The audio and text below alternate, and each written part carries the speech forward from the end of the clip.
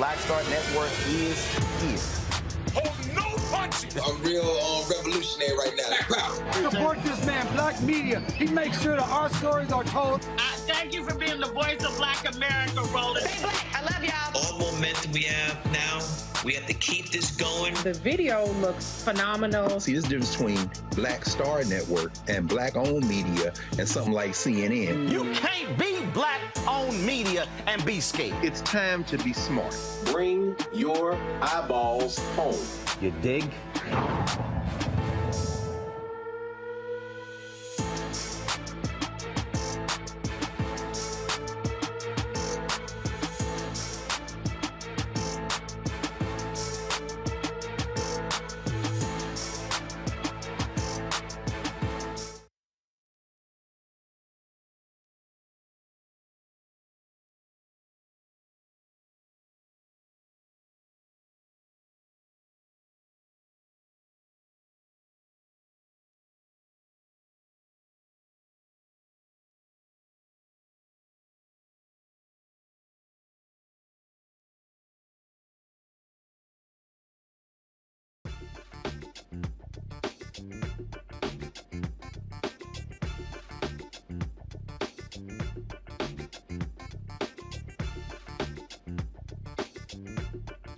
Roland, who was at Jackson State University to deliver his commencement speech. Here's what's coming up on Roland Martin Unfiltered, streaming live on the Black Star Network. Arizona Senator Kyrsten Sinema is leaving the Democratic Party after years of giving Democrats political pushback. We discuss how Sinema's split impacts the Democrats' true Senate majority.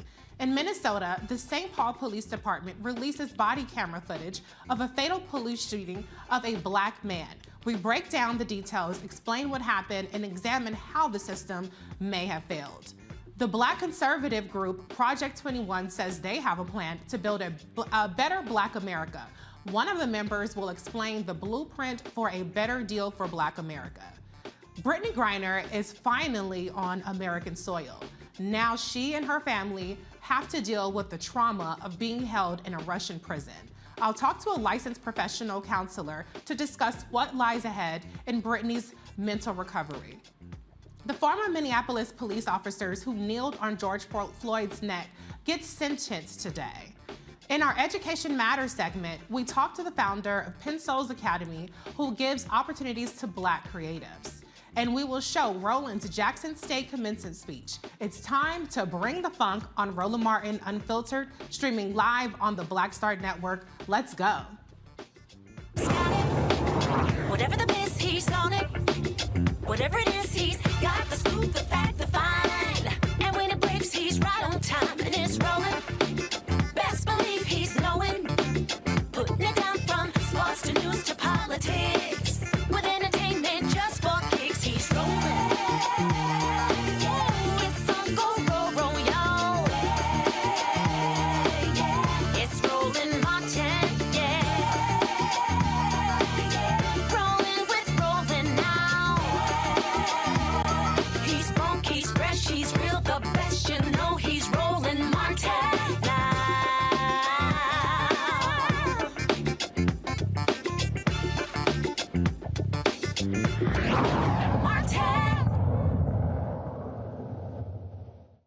Arizona Senator Kyrsten Sinema is leaving the Democratic Party. Kyrsten announced the switch this morning, saying her politics don't fit in either party. As an Arizona independent.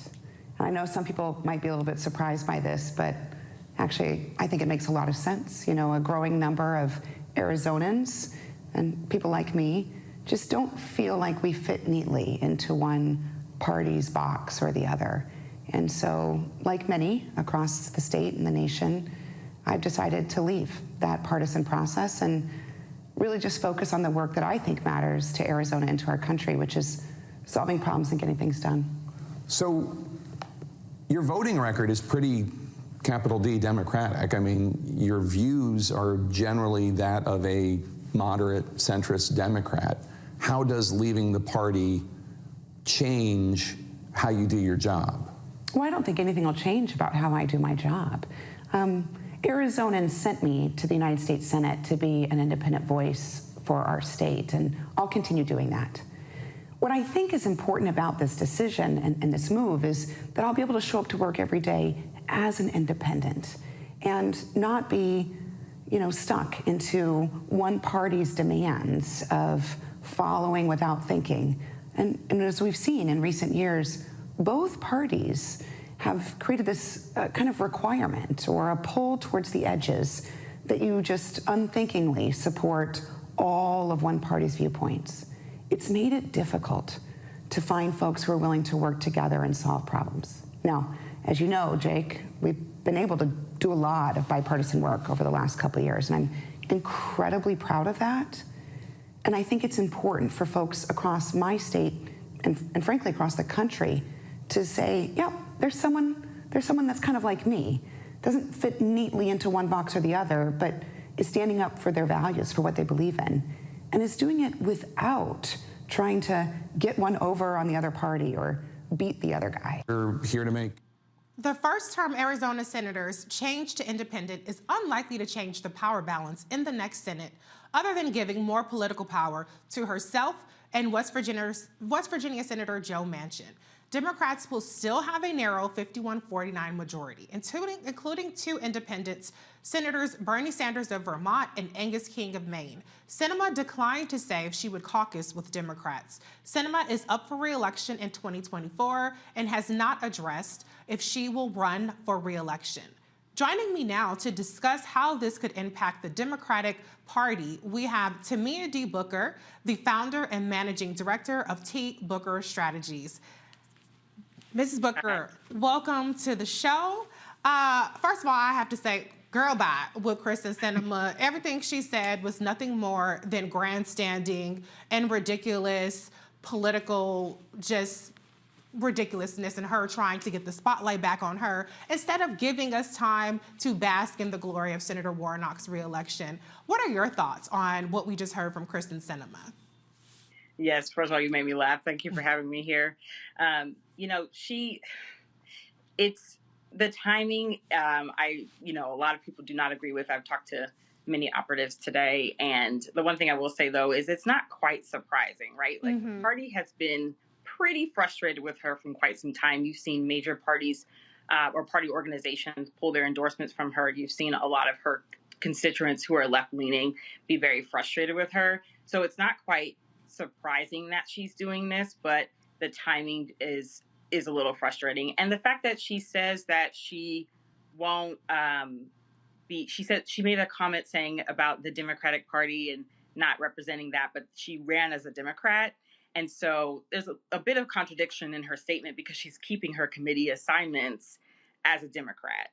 And that's where the frustration is for a lot of people within the party right now, because it has felt like for some time that she's kind of danced between the two. And you see in her statement here, and then also what has been written, that same contradiction. So you can see why people are frustrated, but she's still going to caucus as keep her committee assignments as a leader in the party, right? And then she's still not going to be a Democratic candidate. It's just very interesting to me and to many of us. To say right. What I found interesting is this whole notion that she is in lockstep with a lot of Arizona voters, as though Arizona voters are increasingly independent, when we just saw the Democrats sweep almost every single major statewide election in Arizona. Can you just talk about that disconnect in terms of the success we're seeing Democrats have increasingly in Arizona, and the way she seems to characterize it as though Democrats and Republicans are on the outs equally in her home state? Arizona has been trending blue for the last couple of election cycles. I was in the Senate when she ran in 2018, and there was a lot of support behind her then. I think what she's doing at this time is really making an effort to do what's in her best interests.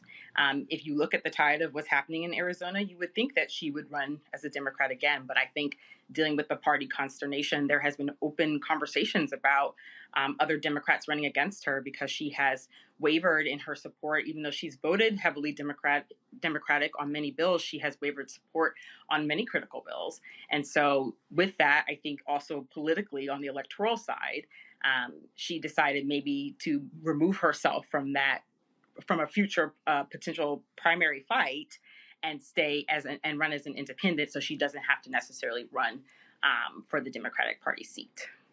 Speaking of primaries, I remember shortly after the midterms, people suddenly started circling the wagon around her, whereas before it was like, let's make Sinema and Manchin irrelevant. It became, maybe we don't want to give up the advantage of incumbency and primary her. I think that she does have some stiff competition in terms of the primary with, for instance, Congressman Ruben Gallego, or if any of the other people that just recently won statewide decide to jump in the race. How does her status as an independent, do you think, impact the 2024 electoral politics? Is she obligated to, in some way, run as a Democrat and deal with the primary challenge there, perhaps? Or does she have that ability in Arizona to run as an independent and make this a three-way race?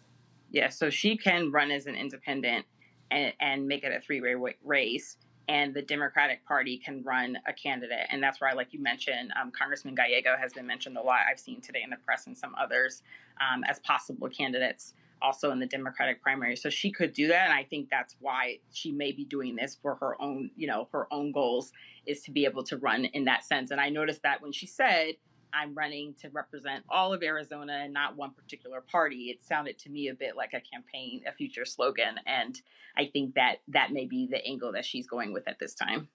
But, it almost seems like a kamikaze strategy, right? Because at the end of the day, Arizona is at most a 51-49 state when it comes to the way that people vote there. 51-49 can go either way, Republican or Democrat. Mm-hmm. So she has no path to a majority vote knocking off Republicans. The Republicans are going to get their 49 either way. And so how much do you think this really puts pressure on Democrats to kind of step aside and either allow her to take the reins as a Democratic nominee, even though she calls herself an independent, or to try to discourage anybody from running as a Democrat while she runs as an independent? I think it really depends, in seeing how, when you are putting together campaigns, you have to have a lot of conversations. You have to poll the people and see where they're at. And I think in this instance, we do have, in other instances, we do have members who are independent, like Senator Sanders, Senator Angus King, who are independents but caucus with Democrats, right? And if that is the route she's trying to take, that's a different conversation. But I do think now, in seeing that she has talked with Senator Schumer, I'm curious to see what the Democratic Senate Campaign Committee will do with this race. But she could go many different directions with it. Right. That's where we're at with it. Well, she's accomplished her mission, at least in the near term, because we're talking about her. And she's making herself more relevant when we at least could have made her a non-factor, at least for the next 2 years. So mission accomplished, Kyrsten Sinema, but still is girl bye. Thank you to Mia Booker for joining us on Roland Martin Unfiltered tonight. Thank you for having me. Have a great evening. You too. Okay, we're going to bring in the panel. We have Kelly Bethia, JD Communications Strategist, Michael Imhotep, host of the African History Network show, and Matt Manning, Civil Rights Attorney. Hey, y'all. Happy Friday. Happy Friday. I like to say happy Friday, you know what I'm saying? Because it took a long time to get here. This has been a very busy week. We had the victory in Georgia, which now seems miles away. But what do you think? I'll start off with you, Kelly, with Kyrsten Sinema trying to steal the spotlight today with this ridiculous announcement that she's made. I wasn't even thinking of it as a stealing spotlight moment. I thought of it more so as a slap in the face to every Democrat who voted for her in Arizona. Because at the end of the day, they didn't vote for an independent. And I think it was real slick of her, considering that she didn't just get reelected. Her next election isn't until 2024, I believe. Right. So it just kind of feels like, it just feels like a slap in the face to anyone who voted for her. And it also feels like a way for her to maintain power, a modicum of power in the Senate. I think she got used to being catered to these past few years with the half and half Senate, and she liked the people holding court for her. And now she's trying to find another way to basically maintain a modicum of power. Because once you taste it, you're going to want some more of it. And I feel like Manchin might do something similar. Maybe not the independent route, but I feel like he'll flip over backwards to find a modicum of power too. But I felt bad for the people who voted for her because they didn't vote for an independent. So I'm curious to see how she's going to conduct herself in this next Senate because, again, she's an independent, but she's keeping her Democratic assignments. So I don't know. It's messy. She definitely wants to have her cake and eat it too. Michael, Kelly brought up Manchin and where he plays in all this. I think we've seen with this past election cycle that there is no way in hell somebody like Manchin could win a Republican primary. So my prediction would be that he kind of stays put. But what do you think about how Manchin and Sinema will play in this next term of Congress with this news that came about today of Kyrsten Sinema? Yeah, well, Manchin's not going to join the Republican Party because if you look at his voting record, he votes with Democrats more so than Republicans. He voted for the $1.9 trillion American Rescue Plan. No Republicans voted for the American Rescue Plan. He voted for the Inflation Reduction Act. No Republicans voted for the Inflation Reduction Act. So when you look, he voted for most of Biden's federal bench nominations. He voted for Judge Ketanji Brown Jackson. Not even Senator Tim Scott, Black Tea Party Republican from South Carolina, voted for Judge Ketanji Brown Jackson. There's only 3 Republicans that voted for her. So if you, even though Manchin tanked Build Back Better, which was really Democrats' fault in the House, because he already said he wasn't going to vote for the child tax credit. He already said he wasn't going to vote for that, and they took it out of the bill. Democrats in the House took it out of the bill, put it in at the last minute, passed it, then sent it to the Senate, and he backed out. He did what he said he was going to do. So with Sinema, I think she is trying to reassert power after this historic win that took place yesterday with Senator Raphael Warnock, and a 51-49 Senate gives Democrats a much stronger position than a 50-50 Senate, because in the 50-50 Senate, Chuck Schumer and McConnell had to agree to terms in how to govern in the 50-50 Senate, and you also had an equal number of Republicans and Democrats on the committees, and this allowed Republicans to block federal bench nominations, do a lot of damage. Now with 51-49, it gives Democrats much more power, and Republicans can't block bills and block federal bench nominations like they were. So here you have Sinema trying to reassert her power, but she's still going to conference with Democrats, and hopefully Ruben Gallego will run in 2024 and crush her. She needs to be crushed. She needs to be destroyed, okay? And also the same thing with the White Nationalist Party. They need to be defeated. They need to be crushed and destroyed as well. I completely agree. Matt, you get the last word on this, then we'll head to a break. Well, lucky for y'all, I'm not going to add too much, but I do think it was about self-preservation. I think it was a matter of her trying to preserve her own electoral chances going forward. I do think academically it opens up a good conversation about plurality and the idea of not being adherent to a two-party system forever, right? The idea that we can have other iterations of how people think. But I think in this instance, it was solely to benefit herself. And I agree with Michael's sentiments. She needs to be obliterated, to use a different word, because I think she's just trying to hold them hostage, has held them hostage throughout this last couple of years. And I think that Rep. Gallegos and maybe others might be a good source of attack on her to, have a check on her and her unbalanced power. Oh, I think that she might have been a little premature and where her leverage would be if by announcing so soon. We still have 2 years to get Gallego up there to where she would be absolutely crushed and obliterated. So we're going to see how this plays out, but it's still womp, womp, womp Sinema. We're still celebrating Raphael Warnock over here. But this is Roland Martin Unfiltered on the Black Star Network. We'll be right back.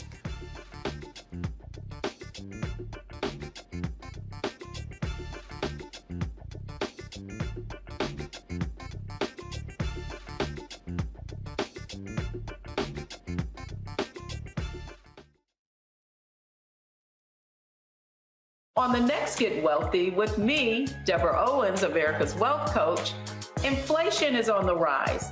Interest rates are high. Can you still thrive during these uncertain times? On the next Get Wealthy, you're gonna meet a woman who's done just that, living proof of what you need to do to flourish during these uncertain times. These are times where you take advantage of what's going on. This is how people get rich or richer. That's right here on Get Wealthy, only on Black Star Network.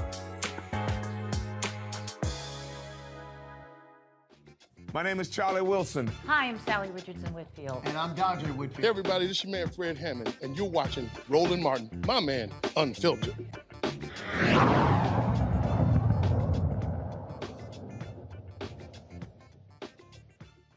Black people have been, by and large, Democrat since the late 1960s. A recent Pew Research poll shows that only 4% of Black registered voters would vote for a Republican candidate. While Black Republicans are few, the study found they tend to be younger than Black Democrats. A Black Republican group called Project 21 believes the sway of young Black voters comes from the lack of upward mobility, poverty, crime, and other social ills. Project 21 is a network of Black leaders from across the nation and have identified 10 critical areas for reform and are offering 57 recommendations to remove barriers blocking Blacks. I don't like the word Blacks, but that's okay, Black people. Craig DeLuz, a Project 21 member and founder of Uncommon Sense Media Group, is joining us to explain their blueprint for a better deal for Black America plan. Hello, Mr. DeLuz, welcome to the show. It's a pleasure to be here. Thank you for being here. I had a chance to look over this blueprint for a better deal for Black America, and I would be remiss if I didn't start off by saying that this is an extensive report of super anti-Black, and I would even say white supremacist talking points that are filled with completely absurd notions that want to roll back all of the racial progress that we've made in terms of civil rights and advancement. So what do you have to say for this plan and why you believe the suggestions that you've made, such as trying to ban critical race theory, get rid of all kinds of civil rights protections, is actually the right plan for Black America? Okay, well, first of all, your mischaracterization of the plan is, and as well, by the way, of Project 21, just goes to demonstrate how little you probably spent on it or on Project 21. First of all, Project 21 is not a Republican group. It's a group of people who conservative. Think differently. We didn't say Republican. Than the left-wing paradigm. In other words, the Black community is just like every other community in that not everyone thinks alike. Right, we come from different. We have different beliefs. We have different. We have a variety of beliefs. We have a variety of positions on issues. Oftentimes, depending on what that issue is, the challenge we have, in particular, as a Black community, is monolithically we only come at it from one perspective. And we've lost, unfortunately, this is unfortunately an issue on both the right and the left. We've lost the idea of being able to talk about public policy nuance. And when we start talking about public policy nuance, we start to take a look at all of the items or perspectives from both sides and look to see which ones are going to be best for the Black community. What we've wound up with is our policymakers and our politicians only support those on the left. And so you wind up with a Democratic Party who says we don't have to do anything or address any issues of the Black community. And you wind up with a Republican Party that says, well, they're always going to vote Democrat, so we really don't have to address any issues within the Black community. I can agree with you about the Republican Party aspect, but I think that they are actually quite hostile to the Black community. They aren't just indifferent to our community. I think it's interesting because, hold on one second. Well, I didn't cut you off. 1 second. Here's the point that I'll... Hold on 1 second. I didn't cut you off, sir. I didn't cut you off, sir. Thank you. One thing I found interesting about the report is that the report talks about, or it starts that there have been failures of the Biden-Harris administration in terms of their policies. But the statistics that are outlined throughout the reports, like, for instance, statistics about homicide rate, statistics about a number of things, are 2019 and 2020. That's when President Trump was actually in office, and he had 4 years of policies to make improvements for the Black community. So how do you explain how President Biden is responsible for the failures of the Trump administration policies in 2020? Well, first of all, understand that the executive summary that was written as it came forward, you look at the put it this way, what the numbers were in 2020, which, by the way, were 2020 and 2019, the numbers have increased since then. And if you look at where those numbers, whether it's crime, whether it's poverty, where those numbers have gotten worse, are in particular are in areas that are run by Democrats. In major urban inner cities like San Francisco, like Oakland, like Los Angeles, like Chicago, like New York. And these are areas that have been run by Democrats, not just for a few years, but for generations. You look across the country and you look at where liberal policies are put in place, right? Crime is the highest, unemployment is the highest, economic opportunity is the lowest, quality of education is the lowest. I'm not here saying the Republicans have all the answer, the conservatives have all the answers, but here's what I know. I know the Democrats have demonstrated that they simply do not. Well, that's not true that crime is highest and a number of things that you asserted were the highest in Democratic areas. But just because you say it's not true doesn't mean it's not true. Okay, just because you say it's true doesn't mean it's true. So where we go with that? But one second, let's talk about one of the assertions, since a big part of this plan talks about crime. One of the most disturbing, and the reason why I characterize it as racist and white supremacist notions, was it specifically says in this plan that Black people are as criminal or more criminal, and that's why we see the kind of disparities in the way that Black people are treated in the disparities. Do you believe that Black people are more prone to criminal behavior? Do you agree with that assertion? You clearly did not read the report. I did read it. But what it will tell you is this, is that, and this is, by the way, this is true of every ethnicity. People who generally commit crimes against their own. In other words, the number one committer of crimes against Black people are Black people. And that's the same with whites. That's the same with Latinos, right? That's what that is pointing out. My question is, with all of these folks who are trying to be smart on crime by decriminalizing crime and putting criminals back on the streets, they're more worried about Black criminals than they are about Black crime victims. I mean, to be clear, that's a completely different point to say that there is higher interracial. Hold on. That's completely different to say that the number one perpetrators of crime against Black people are Black people, as opposed to saying that Black people are more criminal. If we look at, for instance, I agree with you, but what you're saying the report says is not what it says. That is what it said, but that's okay if you don't want to acknowledge that, or if you don't believe that, then I'm glad that you repudiate that aspect of the report. But we do have situations like, for instance, how Black people are disproportionately stopped for weed offenses, marijuana offenses, as opposed to white people, when Black people and white people have the same usage of drugs. One of the things that your plan calls for is for not decriminalizing marijuana. Can you explain that position? Well, first of all, I think they'd understand that overall throughout history, I mean, until recently with marijuana, there has only been one drug that has been legalized for recreational use, and that drug has been alcohol. I don't think that we do our community we don't provide them any additional benefit by legalizing the use of marijuana. What we were promised in the state of California, for example, was when we legalized marijuana that we would see an end to crime.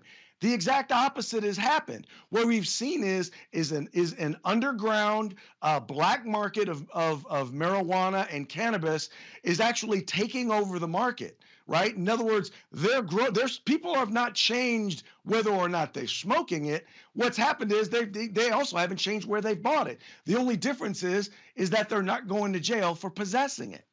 That is good, because Black people were disproportionately going to jail for possessing marijuana, despite the fact that they don't have a higher incidence of using marijuana. But let's talk about another major part of your plan, which is critical race theory. This is the boogeyman of conservatives. And I found a lot of really preposterous assertions in here as well. But let me just ask you first and foremost, do you believe that racism against Black people exists in this country? And do you believe that systemic racism exists in this country? Well, first of all, let's talk about what critical race theory is. And I recognize and I understand we can get to that. We can get to that. Hold on one second. Mr. DeLuz, we can get to that. Hold on. But I asked you a specific question. Respectfully, can you answer my question? And then we can get to what your understanding of critical race theory is. Do I believe that racism exists? Yes, I do believe that racism exists. Do I believe that systemic racism exists? No, I do not believe that systemic racism exists. I believe that we need to take a look at, I mean, one of the challenges we have is that people who promote critical race theory want to act as if we are exactly where we were from the day that slavery ended. And that is just not the case. We are the freest, most educated, and most prosperous peoples of African descent in the world. Now, is everything where it should be? Are we exactly where we should be striving to be? No, we're not there yet. But what we should do is recognize where we are, recognize the success that we have had, and recognize that staying on the path where we are is exactly what's going to get us to where we need to be. But teaching policies or teaching things in school that teach students that if you're white, you are an oppressor. If you are black, you are oppressed. And the only way you can be successful is if your oppressor lets you be successful. Where they talk about things like proximity to whiteness, saying that, well, if you are successful, if you are college educated, and if you've been married to one person and have children with that one person, well, that's because of your proximity to whiteness. This sort of stuff is utter madness. And this is the sort of stuff that is not going to create racial unity. It's in fact going to create racial division. And that's exactly what it's doing. Well, first of all, we've had racial division in this country since the beginning of time. I mean, we did come here as kidnapped, enslaved people. So this whole notion that critical race theory is creating something is really absurd, and it's actually creating a lot of hysteria by all the mischaracterizations of critical race theory. It's not hysteria at all. I've sat on a school board for 18 years, and I've seen them work to try and implement this stuff. And I'm telling you right now, this stuff is divisive. And as we're trying to bring people together, and we've worked in our school district to try and do diversity training, to try and do what we call resiliency training, cultural competency with our staff. And it wasn't until this racist, anti-racism training started to come in that we started to have issues and divisions and concerns like this. Oh, anti-racism is the problem as opposed to racism. That's a very interesting assertion, but I'm going to bring in my panel to see if they have any questions for you, Mr. DeLuz. I'm going to start off with our professor, Mr. Michael Imhotep. Do you have any questions? I've been going through looking at some of this, and first of all, what you're saying about critical race theory is blatantly false. And then you want to reinstate Donald Trump's divisive, combating race and sexual stereotyping executive order. That's ridiculous. But the question I have is, if we look, for instance, at the article from Yahoo News, do Republicans or Democratic states have more crime? And they talk about how 8 of the 10 states with the highest murder rates per 100,000 are Republican states and states that voted for Donald Trump. Explain to me how Republican policies for fighting crime are going to be more beneficial for African Americans than Democrats. And I'm neither Democrat nor Republican, but I sure as hell ain't stupid. And I know when people are trying to snow job our people as well. But explain that to me. And then I got a follow-up to deal with marijuana, because if you study the history of why marijuana was made illegal, it largely goes back to Harry J. Anslinger in 1937, who was a white supremacist who targeted African Americans and who lied in front of Congress about the effects of marijuana as well. But we can get to that later. Go ahead and answer the first question. Okay. I'll use the state of California as an example.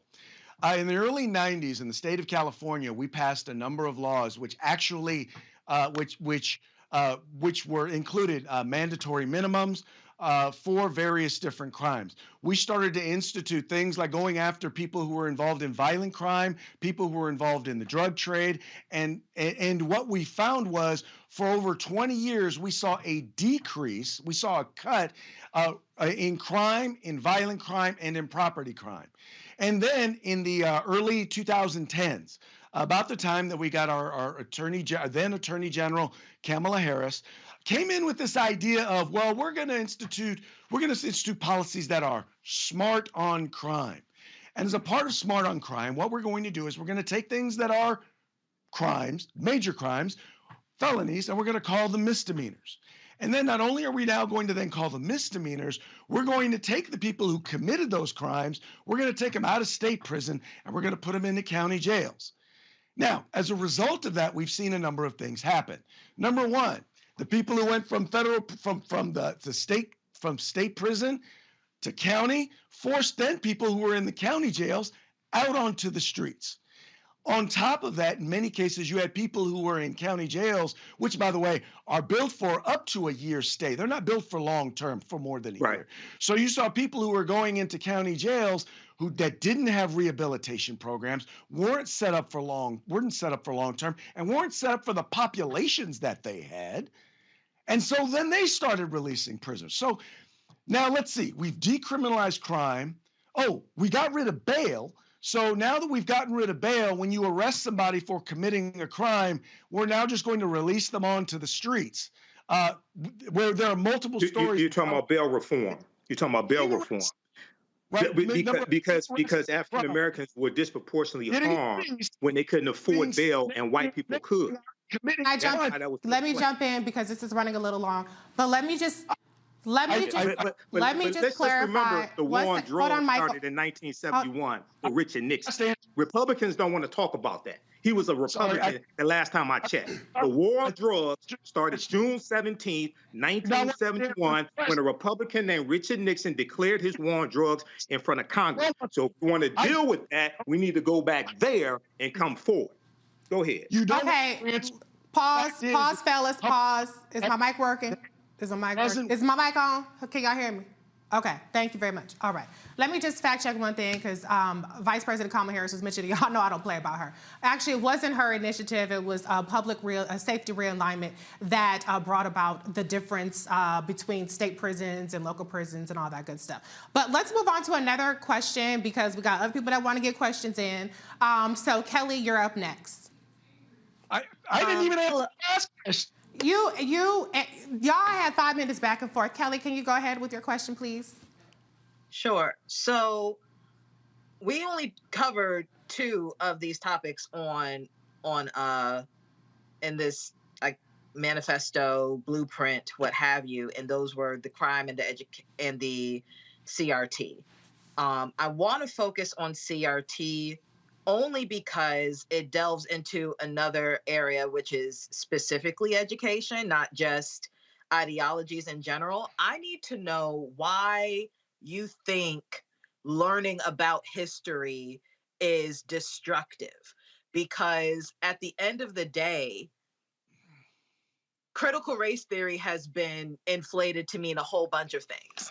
At the end of the day, it really is a legal concept, but what it has been incorporated into as far as education is concerned is really correcting the wrongs that have been taught to myself and generations after me and setting the record straight, such as the enslaved were not just immigrants that came over to America from Africa. That is part of critical race theory in a lot of jurisdictions. Native Americans were not just giving people turkeys in a cornucopia during the Mayflower. That's part of critical race theory. You understand what I'm saying? So I need to know what is woke. Why is that even being demonized? Why is it that whenever it comes to Black history or critical aspects of Black history, that gets shut down for the sake of, frankly, white guilt? Okay. Before you answer that, is my mic on? Mr. DeLuz, I want to be respectful to you, so I just want to give you a heads up. We have one more panelist ask you a question. So if you can keep it relatively brief so that we can get the last person in and then move on to the next segment, I would really appreciate it. I don't want to have to cut you off, so I'm just telling you up front. Thank you. So first of all, let's understand that I think people on both sides are conflating what critical race theory is. I am not opposed to the idea of teaching our history, good and bad, in particular, and also when it comes to the issue of dealing with the issue of race and the history of African Americans. I know when I grew up, when I went to school, we didn't cover it the way we needed to. My point here is that what you're talking about, teaching and talking about the history, is not what critical race theory does, or at least it's not all that it does. And that's the problem. Is there are a lot of things. And by the way, critical race theory, at least I can only speak for California, has not been passed as a curriculum in any school district. Now, aspects of it, because it's not a curriculum, points of it have been put in place in various different places by various different instructors throughout the country. I'm just saying, my point is that those are the things that we need to be talking about and addressing. Talking about our history, not telling kids, well, if you're white, you're oppressed and you need to be ashamed of your whiteness. And that's the sort of stuff. Respectfully, sir, not one teacher on this earth has ever said that to a white baby. No one. And I am friends with plenty of teachers. I have sat on boards. No Black teacher has ever told a white baby, you are the great-grandchild of my oppressor. That does not happen. There are teachers who have done that. We're going to move on to the last panelist. Thank you. Please, with your question for Mr. DeLuz. I'll let him answer her question. That's okay. I'll let him answer the question. Interrupted, but the individual who's supposed to answer the questions gets interrupted. Let's rewind, because let's fact check. I asked you to keep it relatively brief. I gave you a chance to answer it. It was a couple of minutes last I checked, but we do have another segment. We have other people holding on. I wish we could have an entire knockdown, drag-out fight about this for 2 hours, but this is a news program with other segments. So, Matt, please, with your question. I would call it news, but okay. My question is, why do you want to end consent decrees when they're based upon evidence that these are cities and municipalities that have had, disparate policing? It seems to me that if you are a supporter of the police, you should also be able to be someone who has a check on them, right? If you say we're going to hold the citizens accountable, we're going to hold the police accountable. Consent decrees are based on evidence. So why would it be part of your policy platform that you want to repeal those?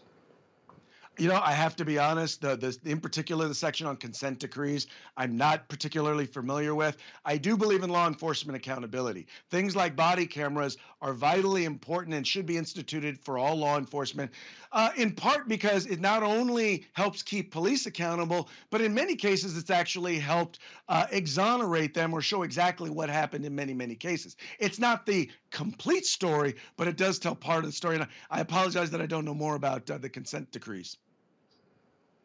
Thank you, Mr. DeLuz, for acknowledging that instead of BSing your way through that segment. To be honest, you sound just slightly more reasonable than this document. And I listened to it and I was aghast at many of the assertions. But we do agree on body cameras because that has been instrumental in bringing justice to light. And to your point, if the cop is innocent, then it will show that as well. So, Mr. DeLuz, thank you so much for your time, coming into the Lion's Den and giving us your perspective on the Project 21 group. Thank you so much. All right, take care. All right, you too. Roland Martin Unfiltered will be right back after this break. You're watching the Black Star Network.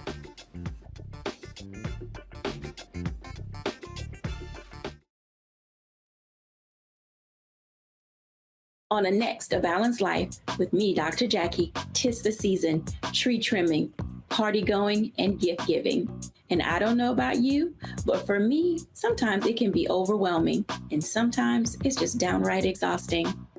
Surviving the holiday season, we got tips for you for staying sane, solvent, striving, and thriving, and sometimes keeping a little money in your pocket. 2 things just out of the gate: set boundaries and set a budget. On the next A Balanced Life, right here on Black Star Network with me, Dr. Jackie.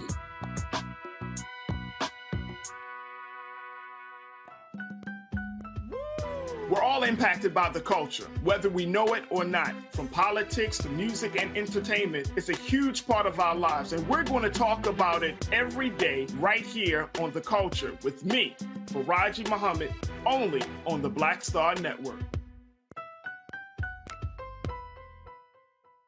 I am on screen, and I am representing what a black man is to the entire world that's going to see this. And this might be the only black man, a representation of a black man that they see. Right. So I am responsible, right, for how they see black men. And it's my responsibility to, if I am not playing an upstanding, honorable, someone with a strong principle or moral core, to make sure that this character is so specific, right, that it is him, not black men. And I wish that more actors would realize how important their position is as an actor of color, playing people of color on screen. Because there are people that see us all over the world in these different images that we portray. And not everyone knows black people to know, yes, that's not all.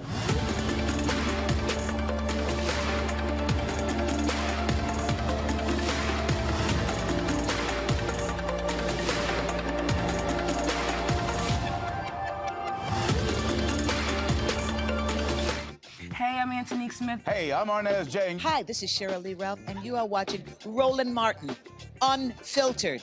I mean, could it be any other way? Really, it's Roland Martin.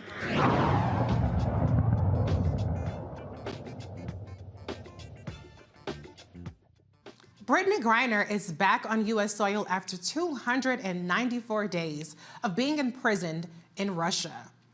Griner arrived early this morning in San Antonio, Texas, for a medical evaluation at the Brooke Army Medical Center. The detailed examination will include a look at her physical health for malnutrition, muscle atrophy, and vitamin D deficiency. Griner will also be given a mental health rehabilitation debrief with the Department of Defense and mental health counselors.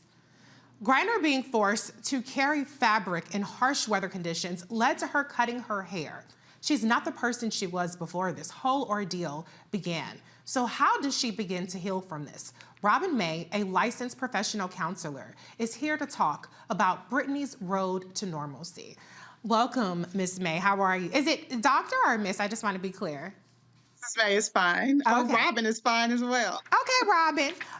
Yeah. You know, we talked yesterday about Brittney Griner, and we got into detail about the particulars, about the swap, but I'm so glad you're here today because I want to talk about the humanity and the ordeal of what she endured. And I first want to, again, mention that what we were dealing with here was the case of wrongful detention of a political prisoner. And a lot of people have said, well, Dems the rules, she was over there with weed, yada, yada, yada, without recognizing that the actual amount of cannabis or, you know, whatever she was discovered with was so minuscule that under normal circumstances, according to Russian law, she would have gotten away with just a ticket. And so the notion that she brought this upon herself or that the punishment justified the crime, I just want to put that to bed. But can you just talk a little bit about, let's start off, if you don't mind, with the cutting of her hair. Because I saw a report where her lawyer was a Russian woman who obviously doesn't understand the meaning of black hair to a black woman, said that she chose to cut her hair because of the conditions of the Russian prison. And she also flippantly said she should have just waited till January, which I thought was so insulting. What is your reaction to kind of seeing what she had to go through? And do you think that having to cut her hair, even if it was her physical cutting of her own hair, what kind of impact do you think that might have had on her? Well, first of all, thank you for having me. And I'm going to answer your question, but one of the first things that I want everybody connected to Brittney to tell her to do is to stay away from social media because the commentary will add to the trauma that I'm sure she's already experiencing. So that's number one. But anyone who has even known a Black woman understands what our hair means to us. And so whether she literally did the cutting of her hair herself, that was an act very likely of one, maybe defiance, two, maybe self-protection. But it is ridiculous to think that her cutting of her hair was not significant and does not have a long-term impact. I believe I heard you say, or it was in the package, that she is not the same person she was when she went in, when she came out. Physical is just one aspect of that. That had a deep, deep impact on who she is. Right. Talk a little bit more about kind of what the road to recovery would even start to look like.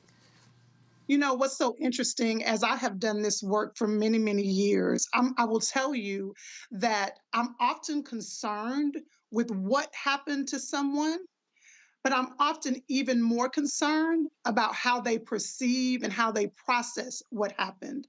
The event, what occurred, is bad enough. But often what she goes through on the road of recovery adds to the process. And so, number one, I know that it is part of the process for her to start to get psychological evaluations as soon as she comes out.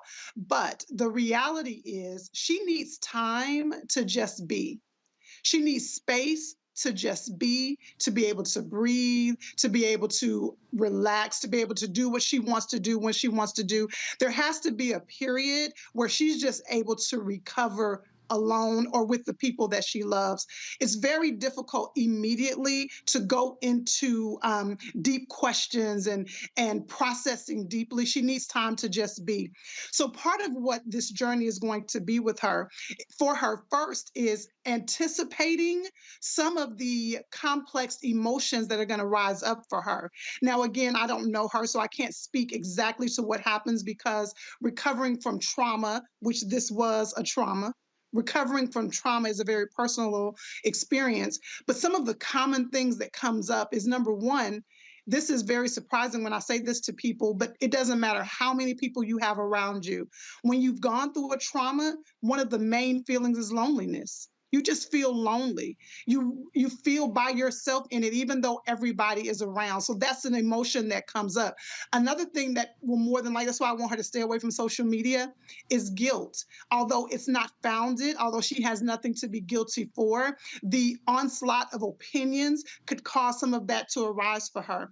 Also, confusion. What do I do now? What happens next? How do I even think about going back into my everyday life? Can I go back into my everyday life? So that confusion comes up. So one of the most important things that she is going to need right now is the space to feel all of those complex emotions that come up and have a place to dump them. That can be with a therapist, it can be with her partner, it can be with a spiritual leader. She needs a place to get all of that stuff that's going on in her heart and her mind and dump it out, sort through it, so that she can begin to process through it. Right. You know, I'm glad you bring up the whole space aspect, because I think with all that she's gone through and the society that we live in, people are going to want to hear from her. Not so much out of deep concern, but because of, I hate to put it this way, but the salaciousness of it. And people feel like they're entitled to hear her perspective. What would you say to anybody who feels like she owes us anything in terms of a press conference or anything? What would you say to those folks? And to her. You know, I'm a realist, and so I will say this. This is a particularly sensitive situation, because my initial response to that for anybody would be, I'm going to say it to you like I would say it to my clients. I would say, ma'am, you don't owe anybody anything, right? That's what I would say in a therapeutic environment. I will say this is a bit sensitive because of the international, the worldwide impact of it. So if she feels compelled to speak, I would do it in a very controlled environment, in a very limited environment. But the truth is that she needs time to prioritize her. And so I would say to everybody who will demand and ask of her, give her some grace and give her some space.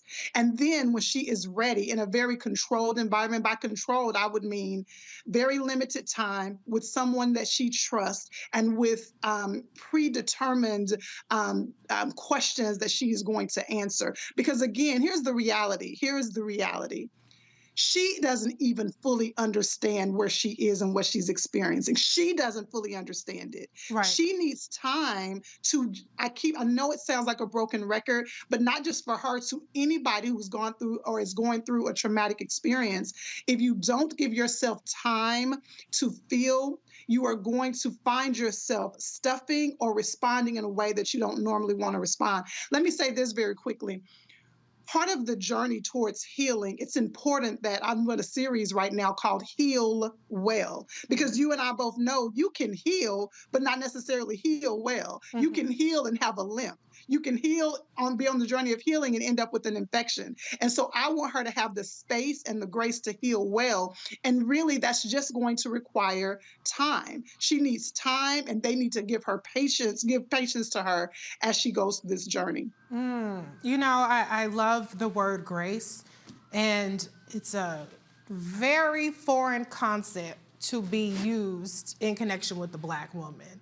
And it's so interesting because whether she is, as people perceive, in my judgment incorrectly, but people perceive an offender, or if a Black woman is a victim, which she is also a victim, be clear, of this political imprisonment. But let's take like Megan Thee Stallion, for example, who was a victim of violence against her.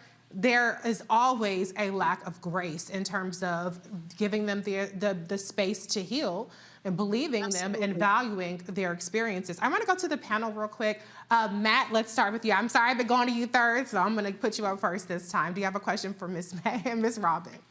I sure do, Ms. Robin. Thanks for joining us. I'm actually really interested in it's a difficult question, but what I want to ask you is, how do we as the community take some of the suggestions you might have for Brittney Griner support system and extrapolate that to those in our community who are returning from prison? Because what I thought about with this is that we have a lot of people who are coming back into our community who have difficulty reintegrating. I hear that from my clients all the time. So what could we learn as a community from her suggestions that you're mentioning now, and particularly from her support system on how we can support someone so they can heal well from this PTSD?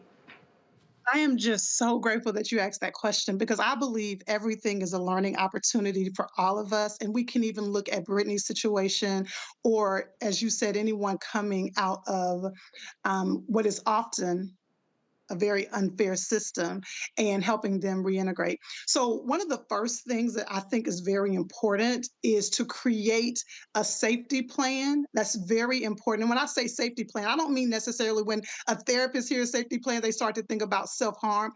I don't just mean that. I mean a safety plan as in, we're going to sit down and just talk about right now in this moment, what do you believe you need? Invite them into the moment with you right now at this moment. And I'm saying that intentionally. I'm going to tell you why. Right now in this moment, what do you believe you need? Right now in this moment, how can I support you as you reintegrate into the world? And I'm going to tell you why that's important. Because we often make the assumption of what somebody needs. And we need to take a moment and to give them an opportunity to explain to us what they need. But did you hear me say right now and in this moment? Because that will change. So when you create a safety plan, what I encourage my clients to do, okay, let's sit down and identify a safety plan over the next 30 days. And we're going to just commit to this over the next 30 days. And so that safety plan may look like, listen, what I really need is for the next couple of days that you just kind of give me a moment to just do what I want to do. I haven't had the opportunity to get up when I want to get up, go to sleep when I want to go to sleep. I know you love me. I know you've missed me. I just need some time to just be with me. And then after those couple of days, what I would love, let's just go get some ice cream. I don't want to answer any questions. I just want to go sit somewhere. Whatever they need in that moment, that's what I would encourage. That would be number one, create a safety plan. And then number two, after you've created this safety plan, I want you to then be able to share with someone, listen, this is some of the things that have occurred since you haven't been here, and I want to bring you up to speed. How do I do that to make sure that you don't feel so isolated?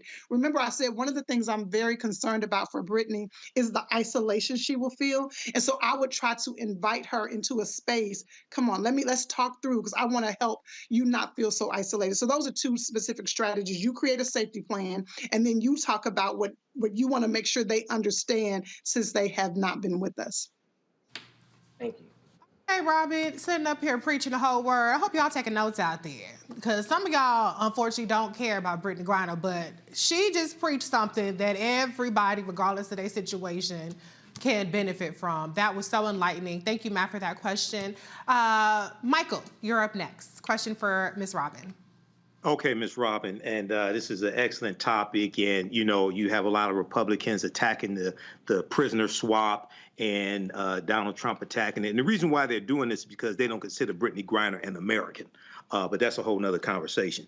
When we talk about Brittney Griner's wife, Cheryl, can you talk about the type of trauma the spouse, whether it's a husband or wife, in situations like this, the type of trauma the spouse goes through, and the type of therapy that the spouse may need? And is there a difference in the type of therapy the spouse may need than the primary victim would need?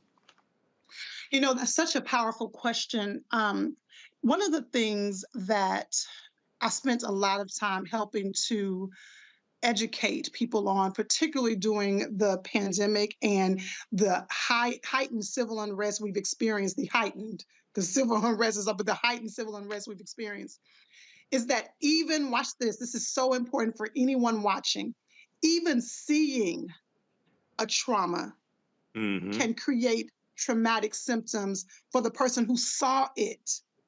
Right. So her wife absolutely is dealing with her own feelings of trauma, or her own experiences of trauma, but it's particularly difficult because the partner often feels selfish and self-centered to identify or to admit their own trauma. Because again, you want to cater to, you want to care for the person who has dealt with it directly. But when I tell you, if we could sign her up for therapy immediately, we need to, and I'm hoping she has been in therapy, because it is definitely an impact that she's experiencing as well. I don't even like to compare it, whose trauma is higher than the other. It's just trauma. Right. And so I believe they both need separate support. They need separate support because their journey has been different, and then they can get support together. And so part of what happens with the partner is, like I said, they feel guilty because I'm feeling some kind of way, like the young folks say.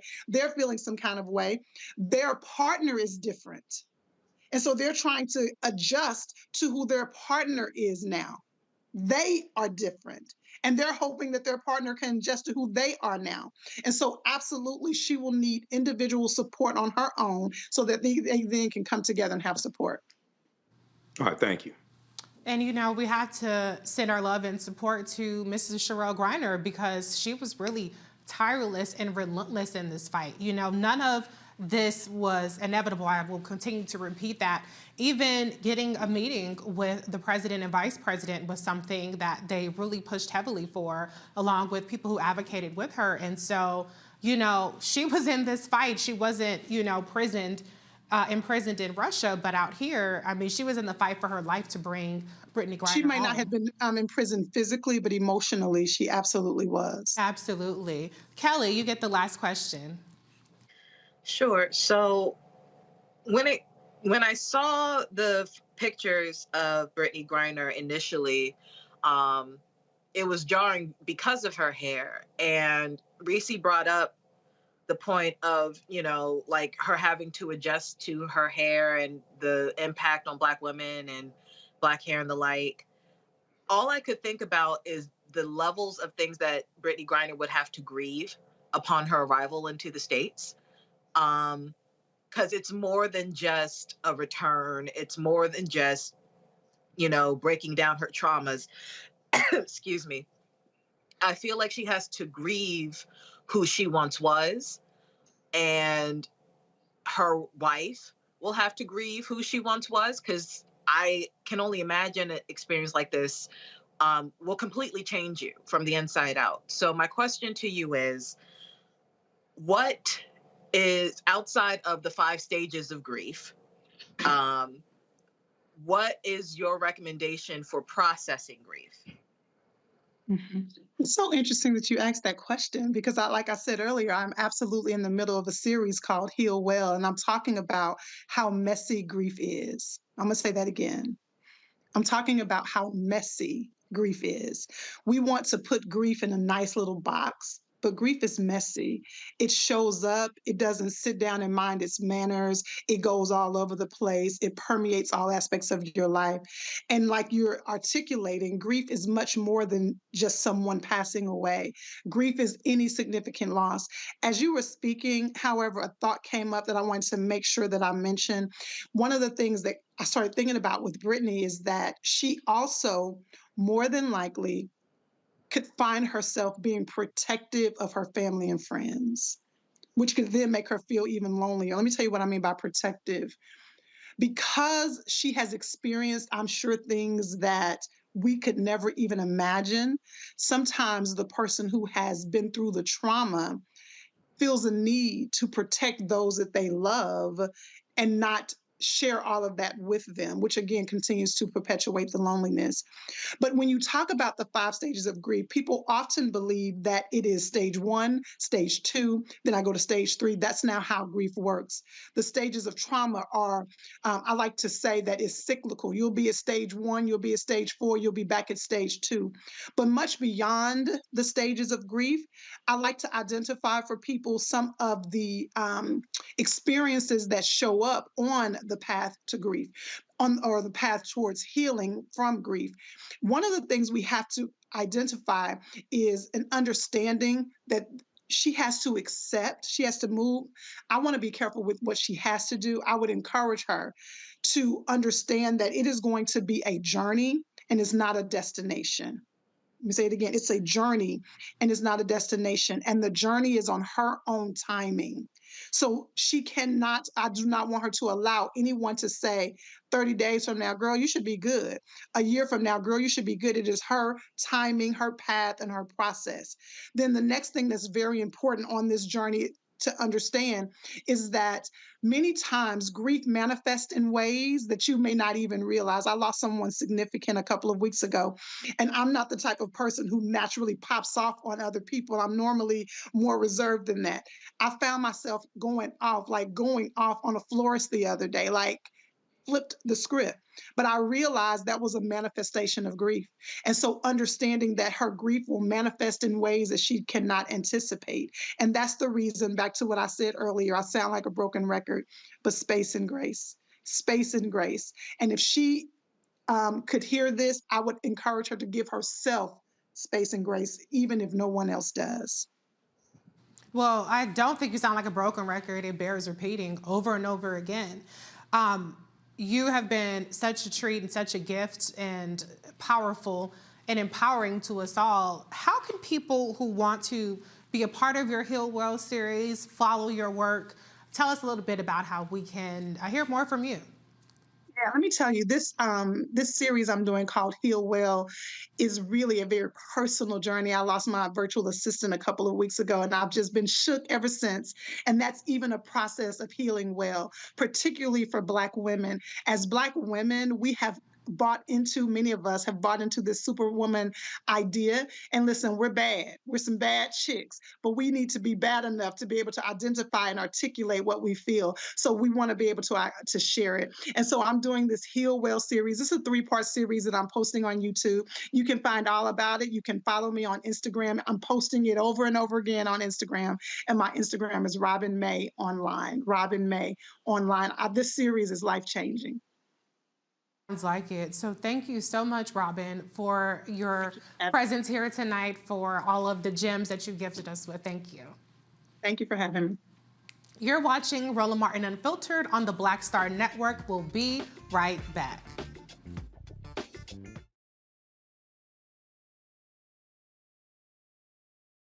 When you talk about Blackness and what happens in Black culture, we're about covering these things that matter to us, speaking to our issues and concerns. This is a genuine people-powered movement. There's a lot of stuff that we're not getting. You get it, and you spread the word. We wish to plead our own cause. Too long have others spoken for us. We cannot tell our own story if we can't pay for it. This is about covering us. Invest in Black-owned media. Your dollars matter. We don't have to keep asking them to cover our stuff. So please support us in what we do, folks. We want to hit 2,000 people, $50 this month, raise $100,000. We're behind $100,000, so we want to hit that. Y'all money makes this possible. Check some money orders. Go to P.O. Box 57196, Washington, D.C. 20037-0196. The Cash App is $RM Unfiltered. PayPal is R Martin Unfiltered. Venmo is RM Unfiltered. Zelle is Roland@RolandSMartin.com. On the next A Balanced Life with me, Dr. Jackie, 'tis the season, tree trimming, party going, and gift giving. And I don't know about you, but for me, sometimes it can be overwhelming, and sometimes it's just downright exhausting. Surviving the holiday season, we got tips for you for staying sane, solvent, striving, and thriving, and sometimes keeping a little money in your pocket. 2 things just out of the gate: set boundaries and set a budget. On a next A Balanced Life right here on Black Star Network with me, Dr. Jackie. How y'all doing? It's your favorite funny girl, Amanda Seals. Hi, I'm Anthony Brown from Anthony Brown and Group Therapy. What up, Lana Well, and you are watching Roland Martin Unfiltered.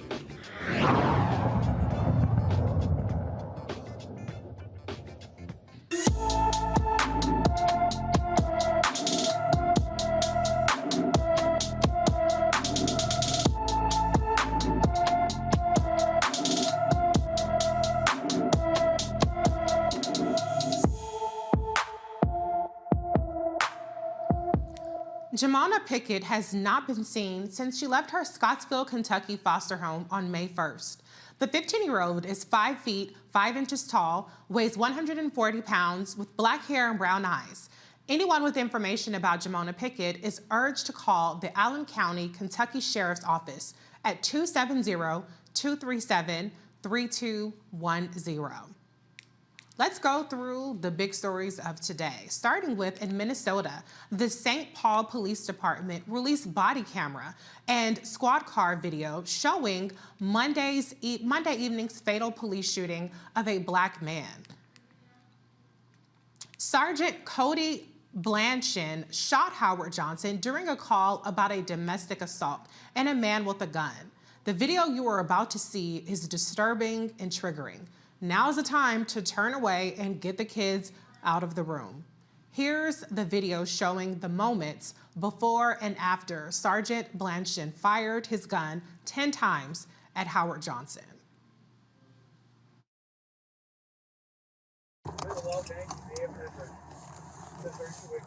Your incident has been updated. Your incident has been updated.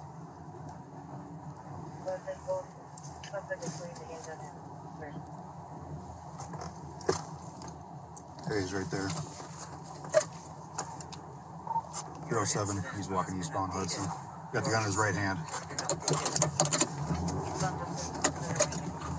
He's pointing at a car, he's trying to carjack right now.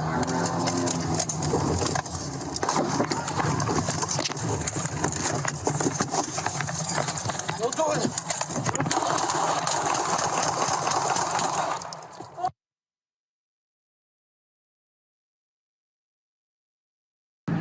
In the backyard, not cross one, but then there's 2 weeks.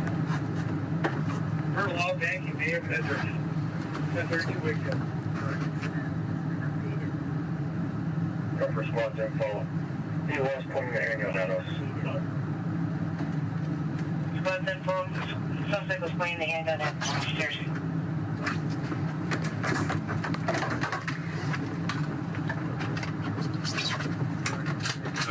He's walking his spawn Hudson. He's got the gun in his right hand. He's not Hudson, gun in the right hand. He's pointing at the car, he's trying to carjack right now.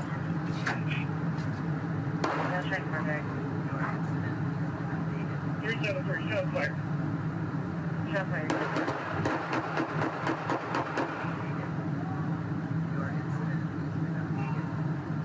He's on the ground.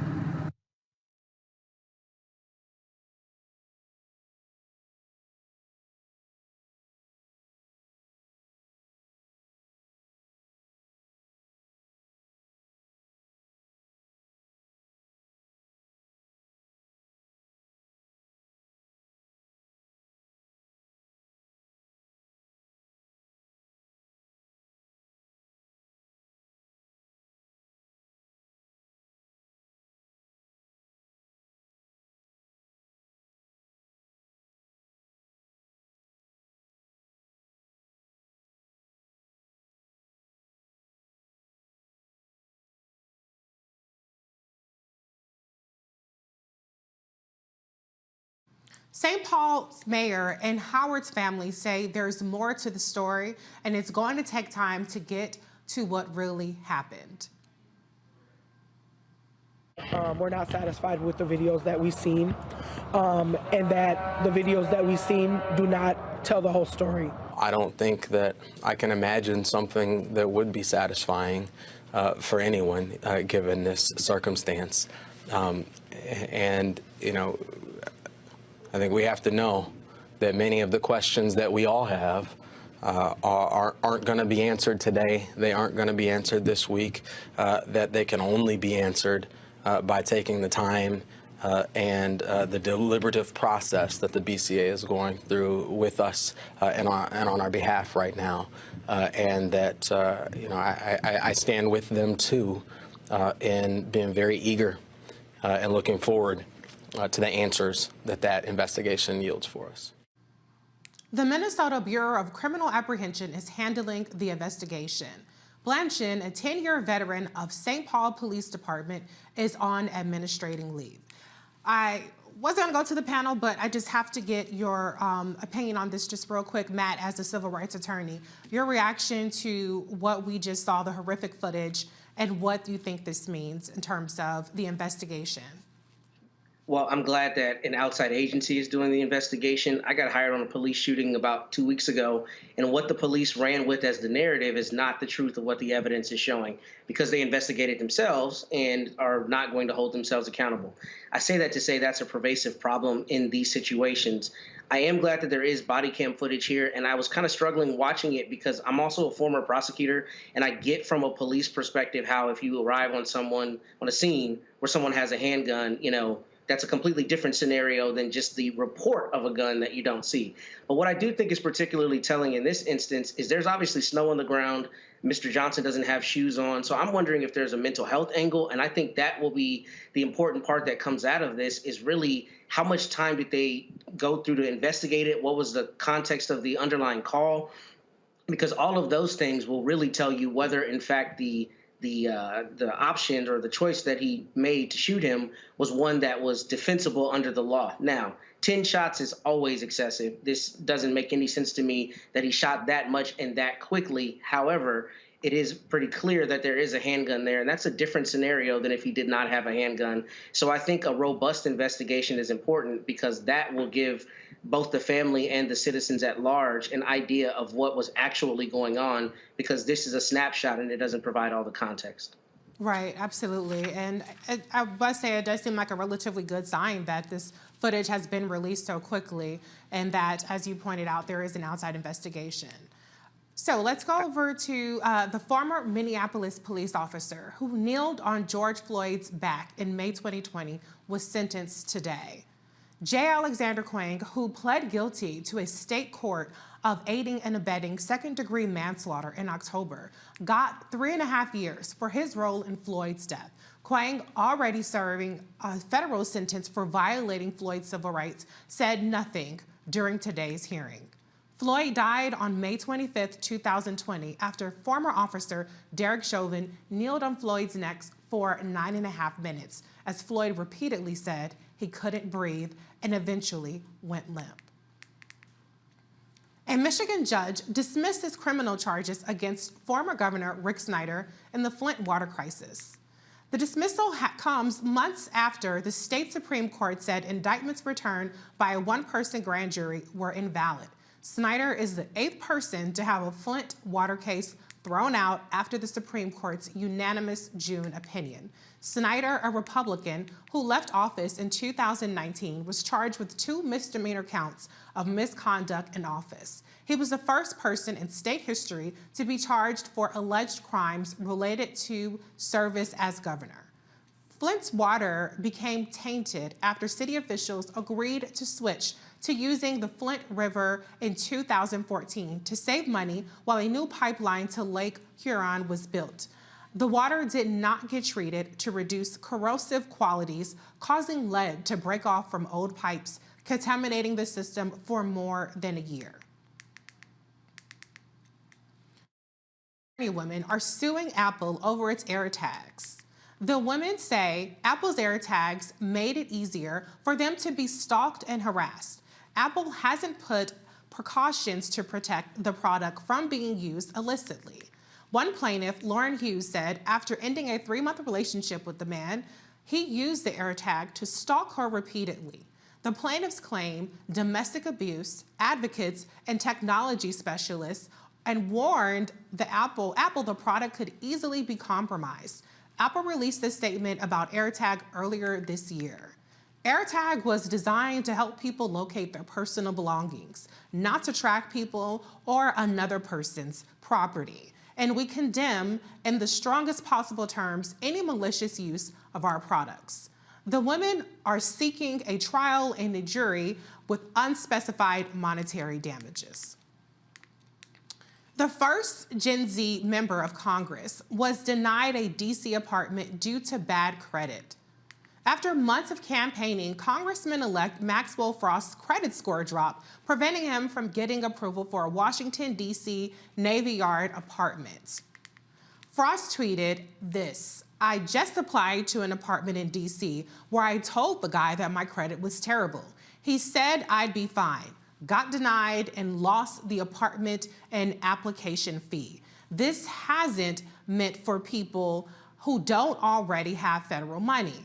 Frost said he posted his tweet in a moment of frustration, but wanted to highlight the problem of affordability and accessibility in the political world for people who don't come from wealth. Roland Martin Unfiltered will be right back right here on the Black Star Network.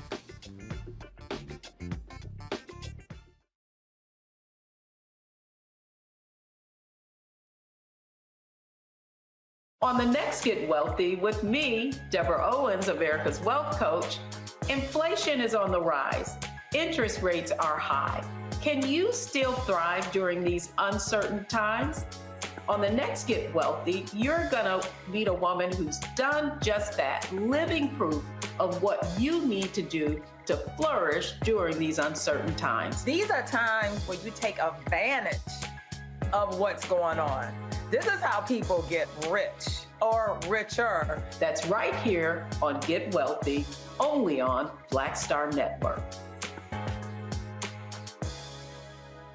I'm Angie Stone. Hi, I'm Teresa Griffin. Oh, Roland. Hey, Roland, I am so disappointed that you are not here, first of all.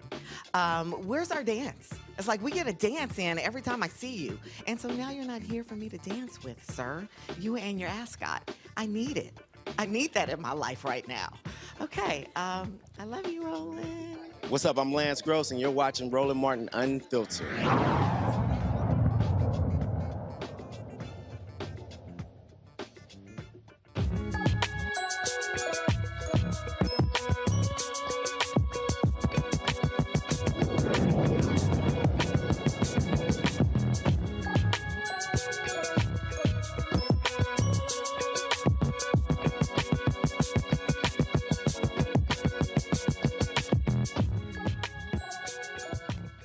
Finding fashion education that provides cultural relevance and opportunities for Black creatives is difficult.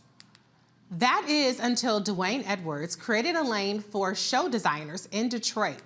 Edwards started in the shoe design industry without formal training and worked his way to Fortune 500 companies like LA Gear, Skechers, Nike, and Jordan Brand.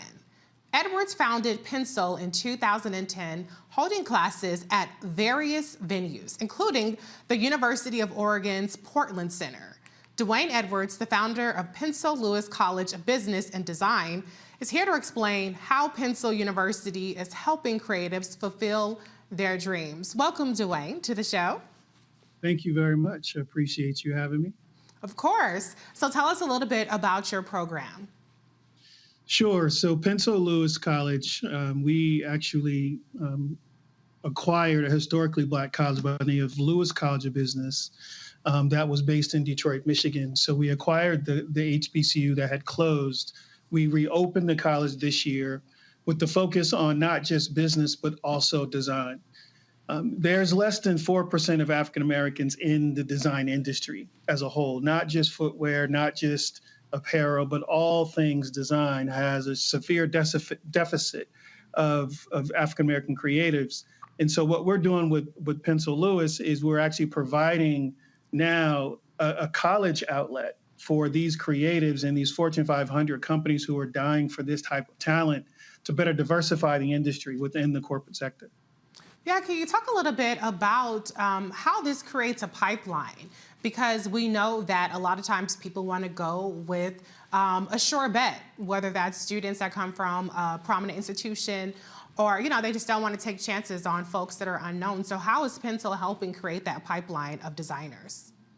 Yeah, so what we do is we actually partner directly with those companies. And what we do is we co-create curriculum with those companies. So that way our students are actually being educated in the exact same process that these organizations work. What that does for the students and for the corporation, it reduces the break-in time when it's time for them to actually apply for internship opportunities or full-time employment opportunities.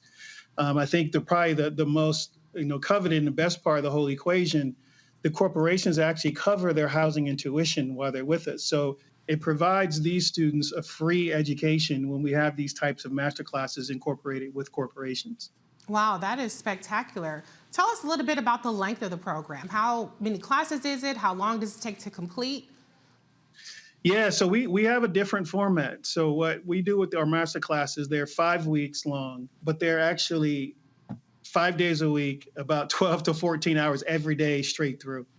And the reason why it's intensive that way is because when you work at a major corporation in the design departments, you're going to work extremely long hours. Mm-hmm. So what we want to do is put our students in the worst case position so they can understand what it feels like to really be a designer in crunch time. If we're training them and developing them to develop this muscle of being able to have better time management, being able to be resilient from as it pertains to meeting deadlines in these short, condensed, real projects, then once they get into the corporate sector, then they're used to that flow. They're used to that process of the way the business works. So is this a situation where people take multiple classes? Or okay, can you explain that? Explain that a little bit more. Yeah, I'm sorry about that. They take multiple sessions, but they're actually certifications. They're certifications from that brand. So if we do a program with Nike, Nike is certifying what they're learning is what they actually should be learning in order to get a job at Nike. Same with Adidas, same with whether it's Carhartt, General Motors. We work with all of our organizations the same exact way where we put them through the exact same process.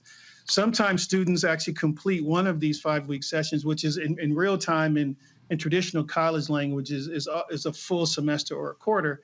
Sometimes they even get immediate opportunities immediately after a 5-week session. Okay. Sometimes we take 2 or 3 tries, but we've had a lot of students complete our 5-week courses directed by brands, and they immediately go into internship opportunities.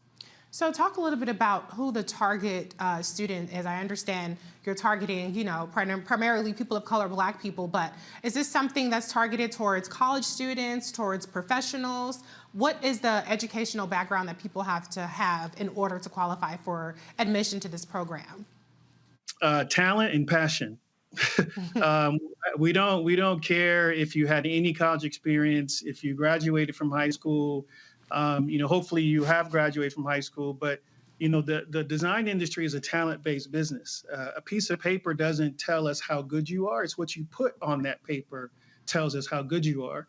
And so what we want to do is we want to remove a lot of these barriers that sometimes eliminate, especially people of color, because nationally, we're only averaging about a 7% African-American enrollment at traditional design schools and universities with about a 2% graduation rate. And so when you look at that, you start to see that these kids who are talented but don't have the resources to attend traditional four-year universities, they never even see the possibilities of what could happen for them in these different design fields. And so we remove a lot of those barriers. The expectation of design and creativity is still there, and we hold them to a much higher standard. So not only are we teaching them the design skills they need to get into the industry, but we're also teaching them the professional skills that they need to survive in that industry as well. Sounds like an amazing program. I'm going to go to the panel, starting with you, Kelly. Sure. Now, forgive me if I missed this part in you talking about this fantastic school, but can you explain the name Pencil and why it was chosen? This is a rebrand. Yes. So I started the college, started a small academy called Pencil Footwear Design Academy in Portland. I was born with the gift of drawing thing I could see, and I've always used a simple number 2 pencil. And so as I'm looking at, once I retired from the industry, I'm a 33-year veteran of the industry. I retired from the industry, and I'm like, what could I call this academy that we're creating? And so I randomly like to look up words in the dictionary and see what the definition is. And so when I looked up the word pencil, because that's the instrument I've been using for 3 decades, I saw the phonetic spelling was P-E-N-S-O-L. And because I'm in the sneaker side of the equation, soul was there. So I just added an E and ultimately pays tribute to the instrument and the industry that really guided my life. Thank you. Michael, your question. Hey, Dr. Edwards. Hey, I'm here in Detroit, and sounds like a great program. I'm familiar with the previous Lewis College of Business and professors like Dr. Dallas Allen and Dr. Clarence Green, so I'm very familiar with that. My question is, What types, first of all, how many students do you have in general on average in the master classes? And then also, what type of classes do people need to have maybe as prerequisites, or what type of classes should maybe high school seniors be looking at to take if they know that they want to go into design? Yeah, those are great questions. You know, what we're doing now is we're actually implementing design programming in high schools to actually better prepare high school graduates for our programs, primarily because you don't find design in high schools, really. You find art occasionally, right? But art is usually cut because of budgets. And so what we want to do is really focus on those kids that either have zero to no knowledge of design, but have raw talent and ability, because we can show them how to use that natural God-given talent and craft it in a way to get them to where we need them to be. But if they have prerequisites from learning digital skills of Illustrator and Photoshop, but mostly it's hand skills. We do everything by hand first because we want kids to graduate to a computer. The hand skills of doing things by hands, whether it's crafting or sketching, those skills are leaving these kids because they're growing up with the digital age. And so we have to take them backwards to better help them understand how to use their brain from a creative point of view so they can be more creative. And believe it or not, they don't realize they're more creative without the computer than with the piece of paper. Sorry, they're more creative with a piece of paper and pencil than they are with an actual computer itself. Our master classes range in size from 15 to 40 plus. It really just depends on the partnership that we have with certain organizations. We craft product creation teams that you would find at a major corporation, meaning we put all of our students in these teams of either 4 or 5, where you'll have a product marketing person, you'll have a designer of footwear, you have a designer of apparel, you have a designer of color materials, and you may even have a 3D designer.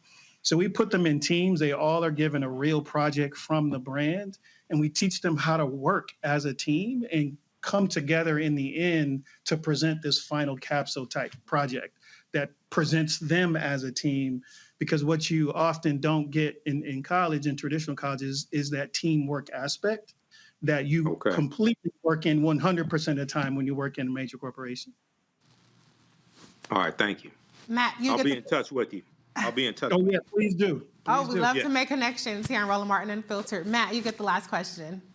I just want to say, man, I think this is a fantastic project. I'm super impressed, particularly as collegiate education goes closer to the certification model as opposed to degrees. But I guess the question I have is, I'm interested particularly in the entrepreneurial part of this or the business part of this. What do students get in the event that they want to not work for a Fortune 500 but want to open their own design studio? How do the business classes help them facilitate that? It's actually structured the same way as the design side. So you can specifically register for programs that are not even sponsored by companies, but they're actually sponsored by what we call suppliers. Like a supplier would be an Apple or a Microsoft or an IBM, where they're the suppliers of products and services that you would use in your business and or in those corporations, where what we do is we create these programs that are based on what their entrepreneurial journey looks like. So they decide if they want to take a business marketing class, if they want to take a brand marketing class. We don't offer finance and those types of programs quite yet, but we will very soon. But for us, it's really meeting the entrepreneurs where they are.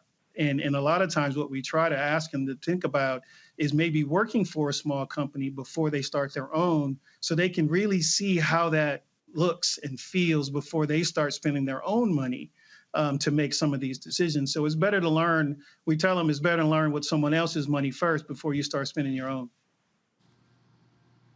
I know that's right. I have a quick question for you, though. Is there a residency requirement, meaning you have to be living in Michigan or in the area in order to be a part of this program? Or have you seen people travel from other states to be involved in these master classes? Yeah, we've had people come in from other countries to be a part of some of our programs. So they're both in person, and we also have virtual programming as well. But most of the time, yes, they would have to physically be there. We have housing set up for them as well. But obviously, if you live in the city, it's easy. You can commute if you're local. But yes, they are immersive programs. Okay. How many students in total are part of this at any given moment? Any given moment up to around 40. Okay. And we've already this year, so we opened in May, officially in May. By the end of, we just finished our last session with New Balance.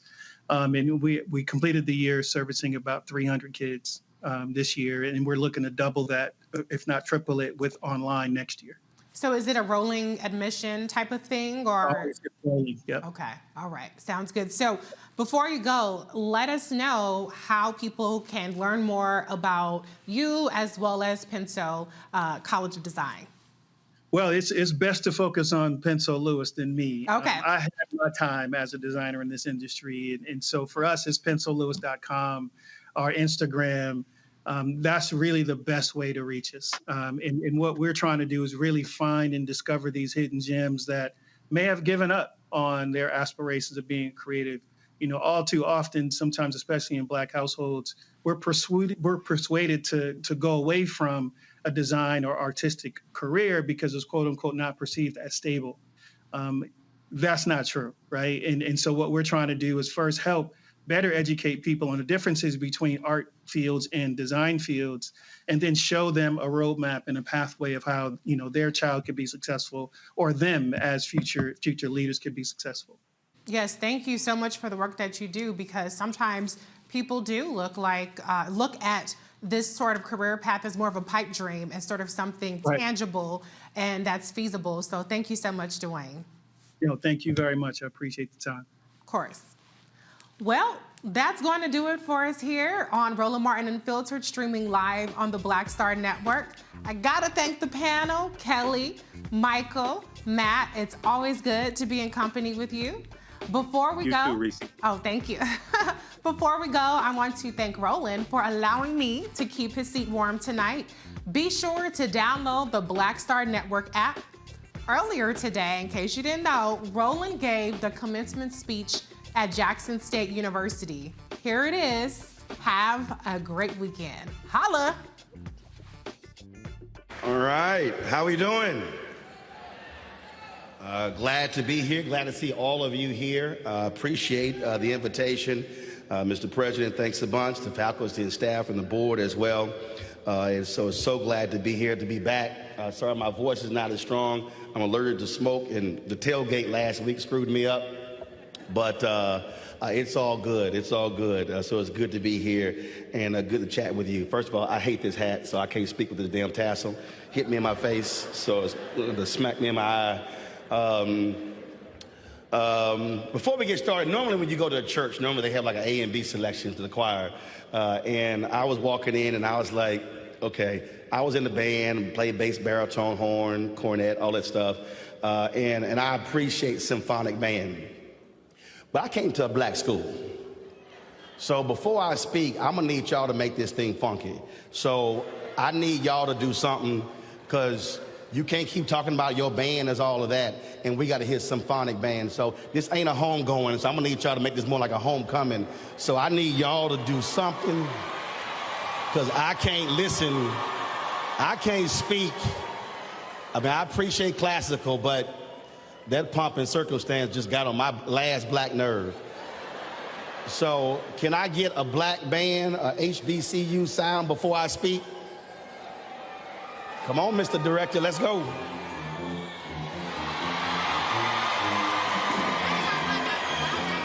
Hey, y'all, this is a graduation. Y'all can stand on y'all feet. Y'all can stand up. This side over here, y'all can stand up too.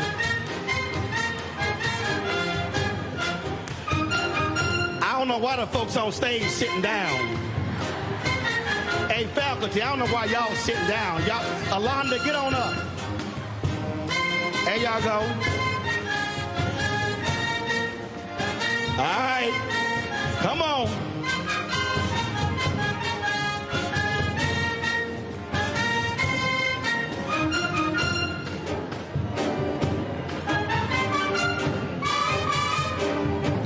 That's what I'm saying.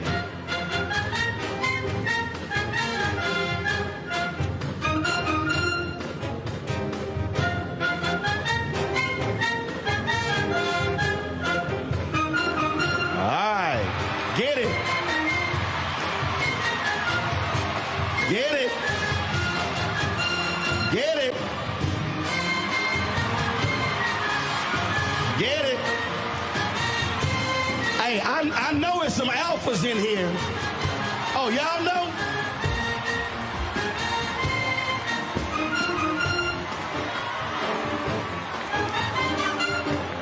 That's called graduation. Now we can get going. That's what I'm saying. All right. All right. I feel better. My voice is better.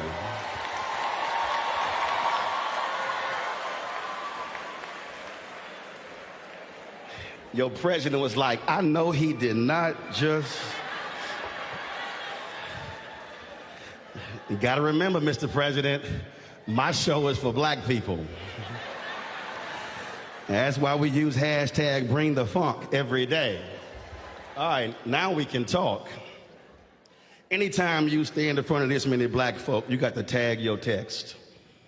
And if, okay, the person next to you has no idea what tag your text means, they clearly do not go to church. So for the graduates, any people who understands, do me a favor, look to your left and say, you belong in every room you are about to enter.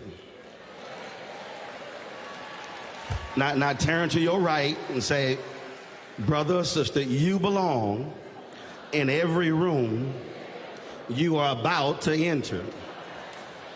Look at the person behind you. You may not like them, but it's all good. Tell them you belong in every room you are about to enter.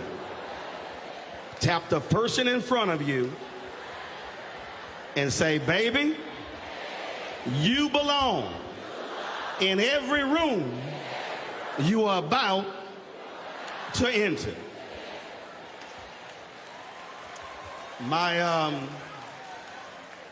One of my 9 nieces is a junior at the University of North Texas, and when she was in kindergarten, first of all, Anna was a wonderful free spirit. I mean, she was just smiling and joyous and all that good stuff. And one day, we noticed that she began to ask us, is this okay? Is this okay? And it was weird because that was never Anna. And then we found out exactly what happened when she was in kindergarten. They had a drawing exercise and she drew something and her kindergarten teacher told her it wasn't good. And from that point on, Anna began to question herself and question what she did. Now, we were mad as hell when that happened. And y'all have to understand, I helped raise my nieces. I raised 6 of my nieces. And I'm the person in my family, they don't call for mediation. My wife was ordained minister, so if y'all need somebody to pray, to counsel, advise you, they call her. They call me. My nickname at TV1 is you're the brother behind the glass case, break in case of emergency. And so we had to go to the elementary school, have a few words with that kindergarten teacher. And we had Anna removed from that class because it offended us that a teacher would somehow stop this amazing, wonderful mind and then begin to say that her artwork wasn't good enough when she's a kindergartner, when she should have been teaching them to think far beyond what they were actually doing. And I think about that whenever I see somebody black and they say they have imposter syndrome. I've heard a number of brothers and sisters who are CEOs say that they have imposter syndrome where they feel as if they have not earned or they belong in certain places. And see, that's strange to me because I've never been one to believe that there are places that I don't belong. And see, part of that is because as people of African descent in this country, from the inception, we have been made to believe and think, and we passed it on to multiple generations, that we are second class. And we see this all the time. We literally say these things. When I was at TV1, I had some staffers and they would say, well, you know we are a black network. And I said to them, if anybody says that again, you will not have a job. Because the statement alone implied that what we were doing was not as good as someone else. In fact, a brother walked up to me one day and he said, Roland, when are you gonna get you a show? Now, I was confused because I was waking up every damn morning at 4 o'clock in the morning and was going live from 7 to 9. And I said, brother, I have a show. He said, no. I know you have your TV One show, but I mean a real show. And I stopped and I said, this could go one or two ways. I could take the time to explain to him the difference. I can straight cuss him out. I chose the Christian route. And I explained to the brother, I said, well, are you aware that when Brian Williams comes to Washington, D.C. to do the NBC Nightly News, he literally sits in the same chair that I sit in? And then the brother was confused. He looked at me like I was crazy, and I said, you may not realize that we contract out with NBC News Channel to do News One now. I said, the same set, the same walls, the same cameras. We send the video down the same fiber optic lines in the same control room. I said, in fact, there's a glass table to the left, and there's 2 shelves, and there's a bristle brush on the bottom shelf. I said, Brian, don't use a bristle brush. I said, brother, what you don't understand is we literally are in the exact same location that NBC News does the show from DC, but we're simply on TV One. He thought because it was a black cable network, we were not a real show. I've encountered that countless times. I've encountered that in my career where politicians will somehow ignore us and then not talk to us as black newspapers, but they will run to the daily newspaper and give them all the time necessary. When Lee Brown was the first black mayor of Houston, he went to South Africa and he did a pre-media discussion with other media.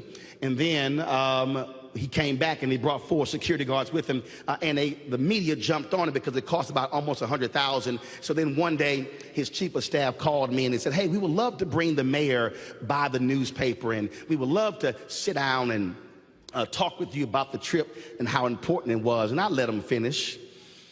And then when he got done, I said, first of all, Lee Brown, I straight cussed him out. I said, y'all went to South Africa, but you couldn't call the black newspaper before you went. But now white media is kicking your behind. So now you want to call me to now save your behind after the fact. I said, no, I'm going to kick your behind in the paper this week. I'm going to do it on TV on Sunday, and y'all going to learn not to disrespect black media ever again. I've always had that posture because I have refused in my career, in my life, to believe that what we have is second class. I have refused to allow others around me to have that mindset, because the reality is what we have always done has been first class in media. When I think about the North Star and Frederick Douglass and Ida B. Wells Barnett writing about lynchings, when I think about Robert Abbott founding the Chicago Defender, when I think about the Afro-American, I think about the Atlanta Daily World, I think about Charlotta Bass, I think about Claude Burnett's Associated Negro Press, I think about all of these institutions, Ebony and Jet, that actually told our story, that carried the weddings and the birthdays of black people when mainstream media would not even mention our names. I have refused to allow, even in the 21st century, for anybody to act as if we don't belong where we are.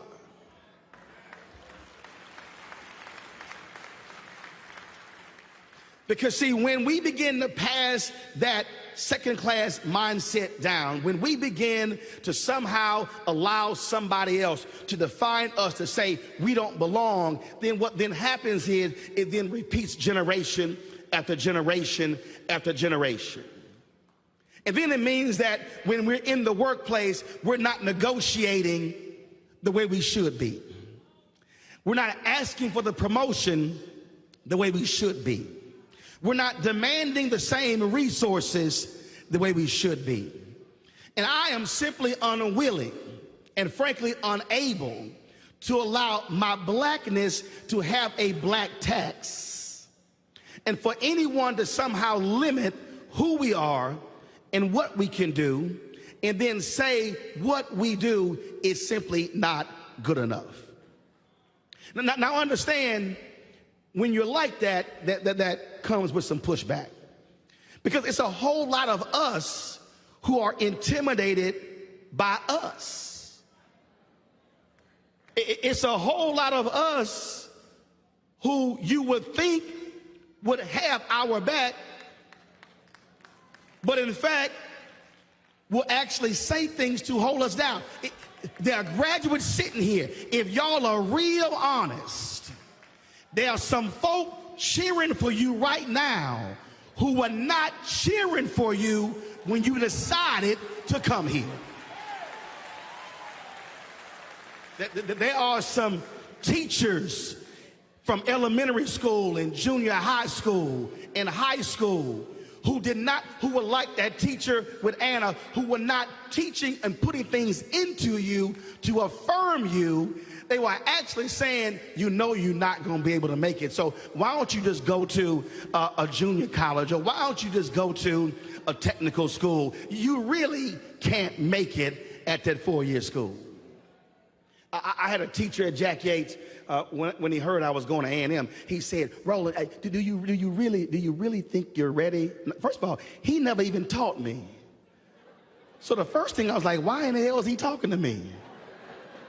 And he's telling me, he said, well, and literally, y'all, he said, why don't you go to Prairie View first, then go to Texas A&M? And I looked at him, I said, so what you're really telling me is the job that you and others did the last 4 years did not properly position me to go to any college in this country. You don't think I'm good enough to succeed at Texas A&M. Isn't that a reflection on your failure as a teacher? And he looked at me like I was crazy, and I walked the hell off. And 4 years later, when it was graduation time, I'm real petty, y'all, so let's just be real clear. Y'all know, if y'all follow me on social media, I will clap back on folk real quick. It don't matter. So if y'all want to tweet at me, tweet at your own peril. 4 years later, when it was graduation time, I went and dropped some invitations off to some teachers that I liked.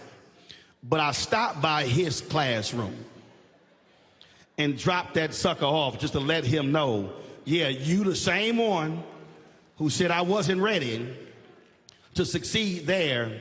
And I'm sure every time he see me on TV, and when I was inducted into the Texas A&M Journalism Hall of Honor and the NABJ Hall of Fame and the South Professional Journalist Hall of Fame, he was thinking, I guess he was ready. See, folk like that, sometimes who look like us, don't want us walking into certain rooms, walking in our authority. And what they will do is they will say things to you that they think is helping you, when in fact they're hindering your future. I refuse to listen to any of those haters. I refuse to entertain anything that they say. In fact, I've walked away, cussed some out, told some exactly how I felt, because I've seen too many people who look like us, who have been depressed and who have been despondent because somebody did not speak a positive word into their life. Somebody did not affirm them. Somebody did not speak power into their life. And do understand, when you walk out of here today, there's going to be a boss, there's going to be somebody at your church, there's going to be somebody you encounter who's going to say, you know what, you can't do that. They're going to look at the school you graduated from, and they're going to begin to question your abilities. But do understand, It is your skill set and your knowledge that's going to prevail regardless of where you graduated, when you graduated, and also what rank you graduated. Look, I appreciate the folk who are magna cum laude and all them other cum laudes. None of them cum laudes mean nothing to me. I was just trying to get to that day to walk across to get a sheet of paper, because I knew when I got out of there, I was about to show up and show out. Because do understand, all of that other stuff don't mean nothing when you walk out that door. It's now what you do. Now is the time to show folk who you really are. Now is the time to show them the kind of person that you are, and the knowledge and the common sense and the dedication and the work ethic that you have. Never ever walk into any room and believe you don't belong. Never walk in and say, I'm not quite sure I'm supposed to be here. I need y'all to learn to have some swagger. When you walk into a room, look, I said, that's why I like them skinny pants. Your cuff need to hit the door frame before you do. When you walk in, folks should know you in the room. Because there are some people who are present, but there are some folks who have presence. And I ain't never one to walk into a room and don't nobody know I've walked into the room. Now see, that's a level of confidence, and some of our folk will say, you cocky. Well, you can call me cocky all you want to, but I done seen way too many mediocre white men walk into rooms and act like they belong and walk out with multi-million-dollar contracts. You should never, ever allow anybody, your mama or your daddy, your cousin or your brother or your sister, to limit what your future possibilities are going to be. And do understand, I don't care what has happened in your life before this point. I don't care how you grew up. I don't care what you went through to get to this day. All of that is now in the past. Today is the day when you begin to write a new chapter in your book. And when you begin to understand what is inside of you, when you begin to understand who came before you, then you realize that you have the ability to do whatever it is that you want. There's this wonderful scene in the movie Selma. Carmody Jogo is playing Coretta Scott King. And Lorraine Toussaint is playing Amelia Boynton. She was the one who invited Dr. King to come to Selma. And when I saw the movie, I sent a text to Ava DuVernay, and I said, Lord, I was giving a speech. I said, you got to send me that text. And it's a scene that I literally keep on my phone. And it's a scene that I post on social media all the time. And it's a 47-second clip that just says everything that needs to be said about who we are as a people and what we have endured to get to this point.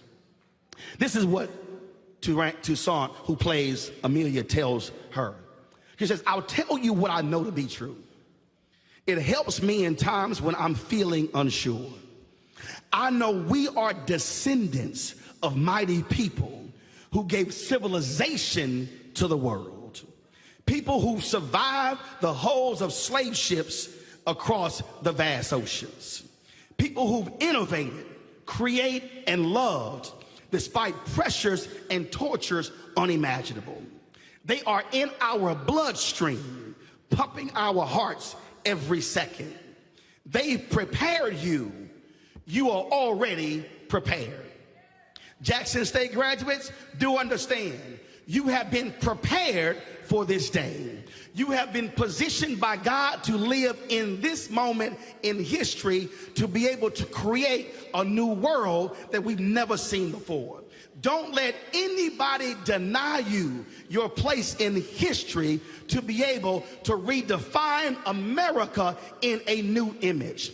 This is your moment to lead. This is your moment to create. This is your moment to stand up. This is your moment to be able to challenge and show the world exactly who you are and what we are made of.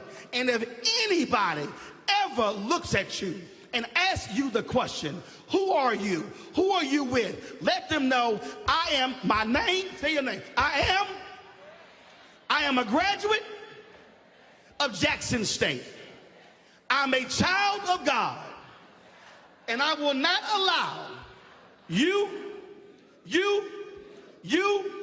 or you to redefine me and to limit who I am and what I am able to achieve. And if you repeat that every single day, and you come back here 20 and 30 years from now, and when they are honoring distinguished graduates, and they're talking about who represented Jackson State, then you will say, that will be me one day, because I never let somebody prevent me from living my best life and doing what God designed for me to do. Always remember, there is no room in this world where you did not belong. And then when they say, well, I'm gonna need you to leave, all you gotta say is, no, baby, I'm staying right here, because we built this country and we are about to take advantage of what we built, because that is how we were made.